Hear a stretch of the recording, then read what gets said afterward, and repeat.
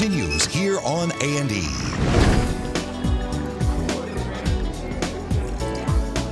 It's been called the nectar of the gods. For many, a fine meal isn't complete without a nice bottle of wine to accompany it.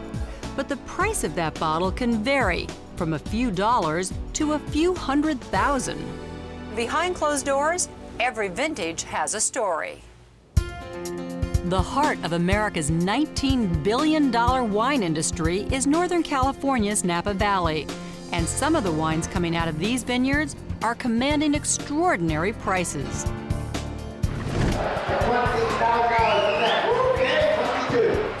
At the yearly Napa Valley wine auction, a single bottle of Screaming Eagle Cabernet sold for the record price of $500,000. The winemaker, Heidi Barrett, who has some of the most sought-after taste buds in the business. Yeah, they're good. Very nice. Everybody knows. I mean, she makes the best wine. She makes the most balanced wines. She makes the smoothest wines and just absolutely delicious wines. And yet, Heidi doesn't own a vineyard or a winery. She's a freelance winemaker hired by owners of small exclusive vineyards to create the best wine from their fields. It's basically part farming and part science and part art. And the art of it is really creativity, your own personal style that you bring to it. The daughter of a winemaker, Heidi grew up in the vineyard. She applies that lifetime of knowledge to her specialty, the compact but intensely flavored Cabernet grape. A lot of the flavor is actually in the skins of the grapes. We get a lot of the color and most of the flavor from the skin. The most critical time of the year is the harvest, or the crush. During these intense few weeks in early fall, Heidi lives in her car, traveling between the 8 vineyards she works for, constantly monitoring the ripeness of the grapes. They're sort of turning from a bright blue-black to almost more of a dull bluish-black, which is a good sign.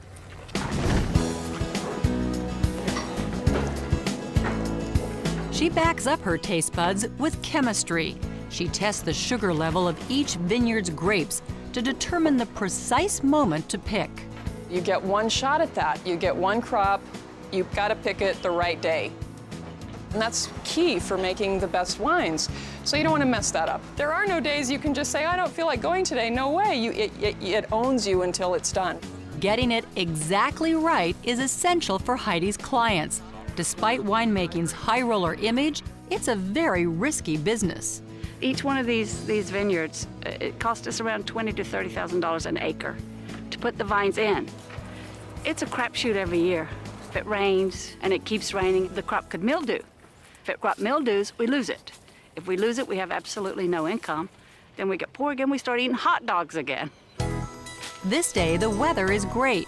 Heidi decides the grapes at the Choquette Vineyards are at optimum ripeness. The race is on. As soon as the grapes are picked, they are rushed to be crushed. Napa's biggest wineries press hundreds of tons of grapes in giant warehouses. But Heidi's clients do their crush behind the closed doors of this unassuming building on the main highway. It's called the Napa Wine Company.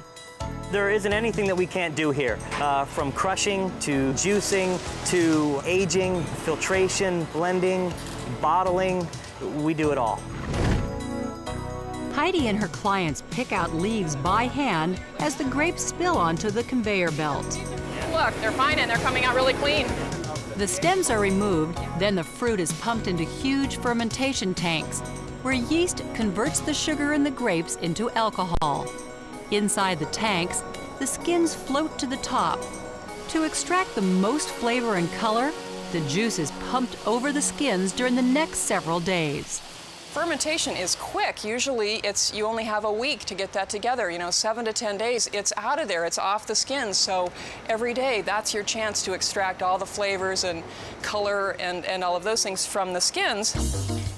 When she's satisfied with the taste, the wine is pumped into oak barrels where it ages for 2 to 3 years.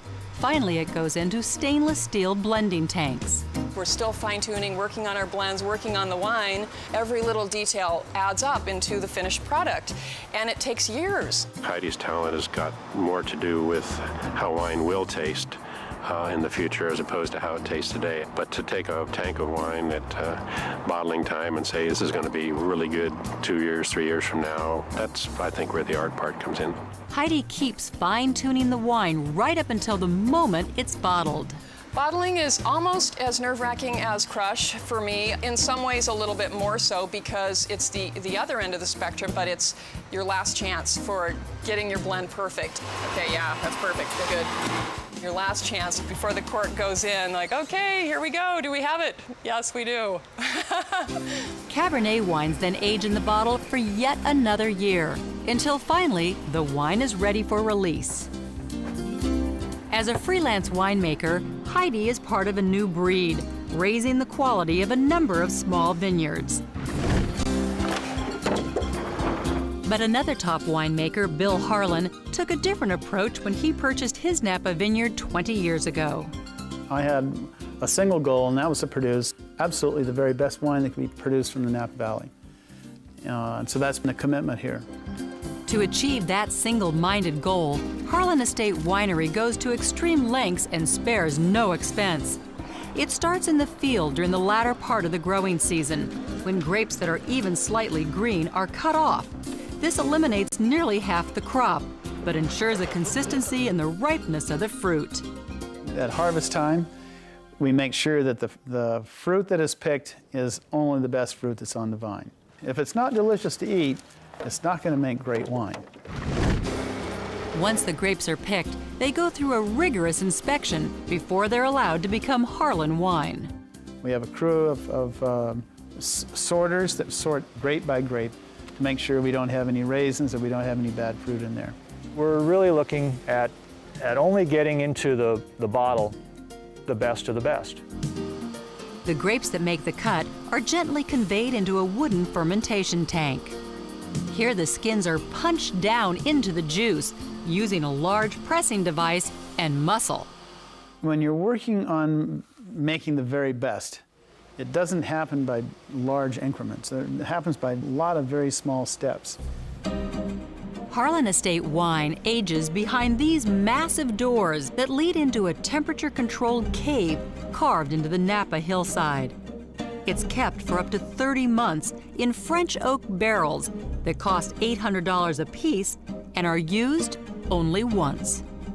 When the wine is finally deemed worthy for release, the question is, has all the attention to detail made a difference in the quality of the wine? We asked critic Ron Wiegand.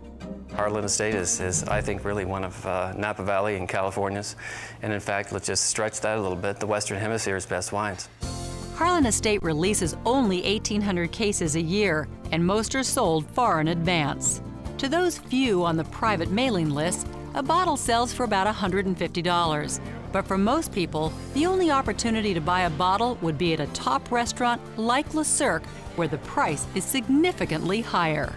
So that bottle that we sold for $150, we have grown used to seeing for many hundreds of dollars on restaurant wine lists. Unbelievable what some people will pay to get this wine. In fact, this lot of 10 consecutive Harlan vintages sold at auction for the unbelievable price of $700,000. Because of the limited supply, high-end wines like the ones made by Bill Harlan and Heidi Barrett ironically may have become too expensive to drink. Some of them are pretty scarce, and they do go for a lot of money at auctions, and some people just collect them and they put them in their cellars, and that isn't why I do what I do. I work really hard to make the wines taste good. I want people to drink them. We're committed to make the very best wine, and we want it to be in the hands of the people that really care the most about it. That's what we're about. And to true connoisseurs, few things in life match a good bottle of red wine. Wine is a passionate product. It brings out the poet in people. You drink a little bit of red wine and you feel humane. And Napa Valley's top winemakers are quietly working to make wine even better. As good as the wines are now, in 10, 15, 20 years, they will be even vastly better, and that's because of people like Heidi and Bill we're pushing the envelope.